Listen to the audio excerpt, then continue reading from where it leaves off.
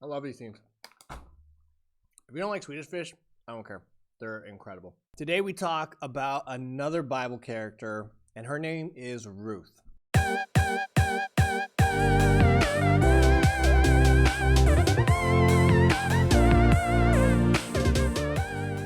So I really want to do this video, but at the same time, I really want to eat these Swedish fish. So I asked some of our teenagers, what's the next Bible character series that you would want me to start? And a lot of the young ladies were like, hey, talk about Ruth. I really like the story of Ruth and Esther. And I think they're great stories, and there's a lot of great lessons to pull from them. So we're going to start with Ruth, and then later we might jump over to Esther. If you have a Bible character that you want to hear me teach on, then drop a name in the comments. I'll do some study. We'll put together a series, and we'll talk about it. So the story of Ruth is a story about a family that faces tragedy and how God helps them out. In Ruth chapter 1, the Bible says this: in the days when the judges ruled, there was a famine in the land. So before there was a king, you had King Saul, King David, King Solomon, and many other kings after that for Israel. The nation of Israel was ruled by judges.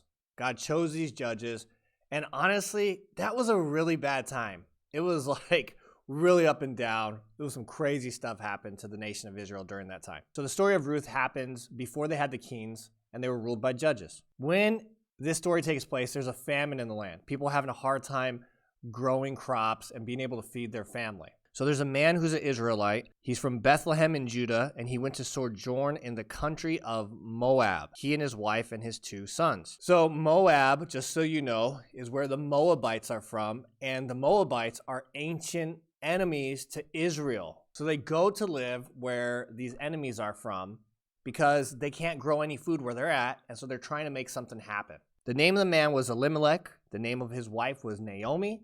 And then he had 2 sons. One was named Mahlon, and the other one was named Chilion. When he gets there, unfortunately, he passes away. And this is bad because who's going to take care of the family? Well, he had 2 sons that were young adults, and they said, okay, we'll take care of our mom. They decide to get married, and so they marry 2 Moabite women. One's name is Orpah, and the other one's name is Ruth.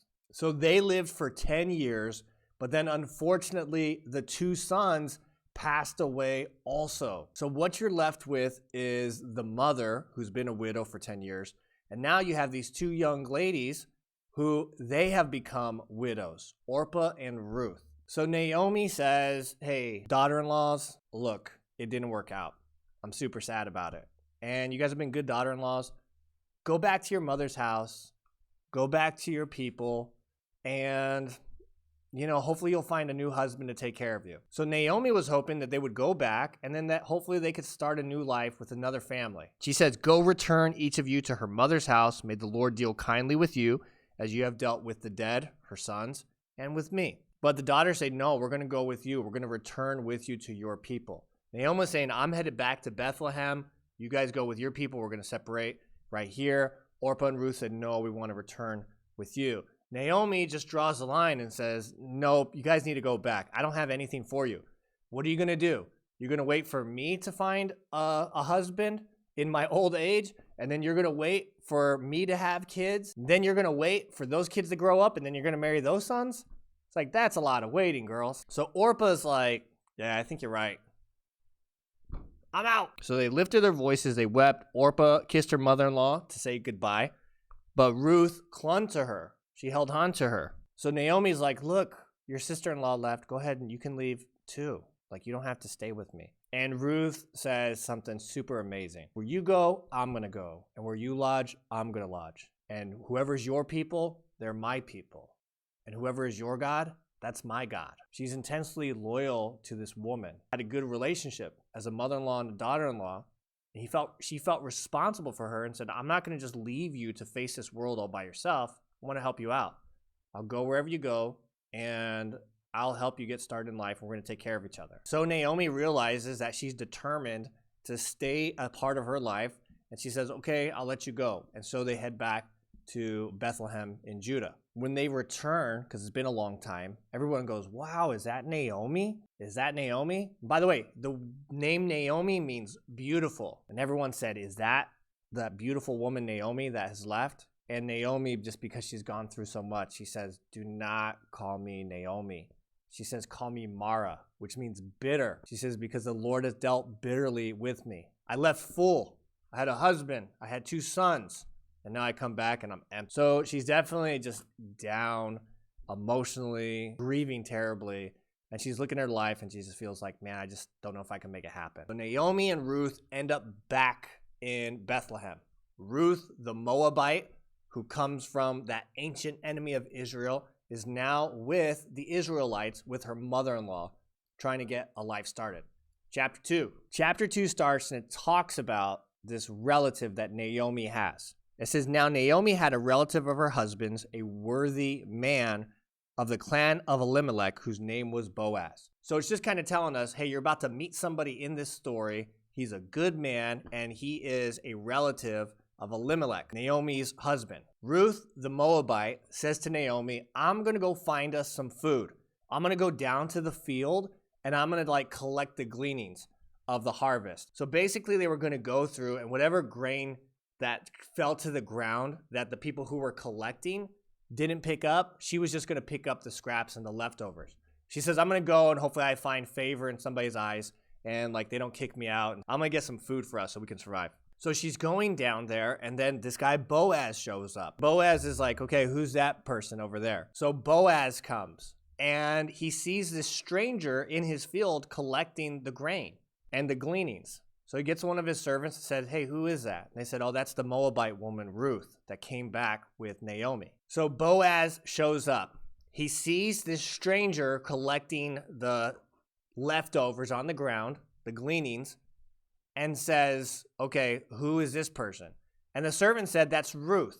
Ruth is a Moabite woman who came with Naomi back here to Bethlehem. And she asked if she could, and I said, that's fine. And so she's been collecting all morning. She's been working really hard. She only took a short rest one time. So Boaz calls out to her and says, hey, come over here, Ruth. Let me talk to you.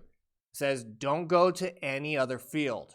Come to this field and stick with the young women that work for me in this field. And he says, this is why. Because I've instructed the young men that work for me to leave you alone so they won't mess with you. I don't want you to be assaulted. This was a rough world back then. And women were not treated right at all. It was pretty bad. So Boaz was like, hey, look, you're going to be safe here. When you come to work, don't go work somewhere else. Come and work over here. And the young men won't mess with you. And you can stay close to the young women so that way you feel like you're protected and you're not by yourself. Boaz is an A+ guy. So she says, how come you're being so nice to me? Why are you letting me glean in your field and you're going to make sure I'm taken care of? And he said, I heard about how you treated Naomi, how after her sons passed away, you didn't just abandon her and say, hey, old lady, take care of yourself. That meant a lot to Boaz, and he respected that. He saw that Ruth was a genuine and a good person, and that's great. So he says, make sure you come here. And then he instructed his young men. He says, whenever you guys are collecting, make sure you drop some stuff on purpose, leave some stuff for her so that way she can collect it. He didn't want her just to have to barely get the scraps, right? So he said, as you're collecting, make sure you leave bundles for her, let her take it. And when she takes it, don't rebuke her. That's for her to take. So that way she can feed Naomi, and that way they have something to eat. They don't starve to death. So Ruth collects all day. He actually feeds her and makes sure that she has a meal. And she goes home to Naomi and says, Naomi, I got to tell you what happened today. Said, I met a guy named Boaz. And Naomi's like, what? She's all super psyched. The reason why is this, because it says this in verse 19. Ruth tells her, the man's name on whom I work today is Boaz. And Naomi said to her daughter-in-law, may he be blessed by the Lord, whose kindness has not forsaken the living or the dead. Naomi also said to her, the man is a close relative of ours, one of our redeemers. Now, a redeemer in a family was somebody who was close to the family and had a responsibility. When there was a widow in the family, they were supposed to marry them so that way they could take care of the family. That was kind of their job. This is a custom that they would do back then. We don't understand it like that because, we're just in a different age. We don't do stuff like that typically. I wonder if they do stuff like that in other parts of the world. I'd have to do some research, but I'm not sure. So she says, oh, this is great. Boaz is an honorable man, and he's one of the people that his job is to take care of us. So in chapter 3, then the story gets more involved. So Naomi tells Ruth, okay, time to change your clothes, girl. So she had been wearing clothes of mourning. You know, she's wearing these sad clothes because she was mourning the death of her husband. She's like, all right, mourning time is done. Girl, you're back in the game. Let's go. So it's like time to get another husband. So, Swedish fish break.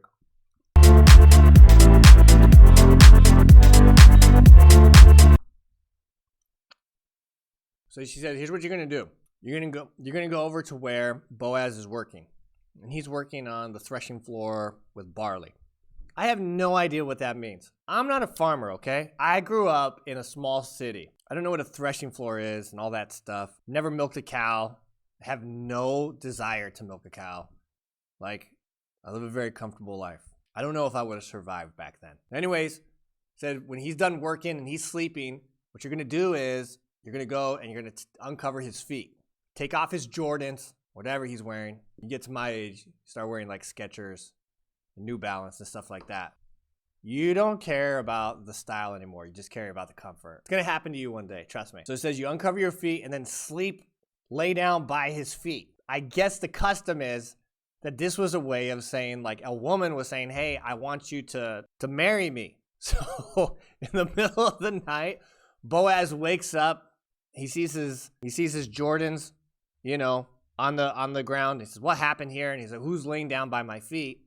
And it's Ruth, and she's not wearing her sad clothes anymore, and she's all anointed, and she says, I'm your servant. Says, spread your wings over your servant, for you are a redeemer. What she's saying is like a mother hen kind of like, you know, spreads their wings over their little babies. Take responsibility for me. So it's kind of like she's proposing to him. Says, I want to be your wife. I want you to take responsibility for me as you are my redeemer in the family. Responsibility, right? So this is kind of scary, right? Because she's not an Israelite. She's not from there. She didn't grow up with all of the customs. She chose to make their God her God because she was so close to Naomi. She forsook all that stuff, but there might still be some apprehension because some people are going to be like, dude, Boaz, you're going to marry this Moabite woman? Like, there might be like some people not happy about it. But Boaz is like, wow, what a great kindness that you would want for me to marry you. He's excited by it. And this is what he says. He says, now my daughter, do not fear, for I will do all that you ask, for all my fellow townsmen know that you're a worthy woman. He's like, oh yeah, you have a great reputation. As a Moabite woman who, again, they're the ancient enemies, right, of this other town. She had such a great reputation because she was such an honorable person to take care of her mother-in-law. So he says, yeah, I'm going to do this. We're going to get married. So he says there's a problem, though. He says there's another redeemer in the family. So somebody else was actually closer to the family and says that guy is responsible first. He needs to redeem you before I do. He says, but if he passes on it, then I will redeem your family and I will marry you. He says, but I'm going to take care of it. I'm going to see what happens. So then he gives her some food, sends her on her way. The next morning, he says, okay, this is in chapter 4. We're going to go to the gate. He goes to the gate. And that's where they do business. And he gets all the elders and they all sit down.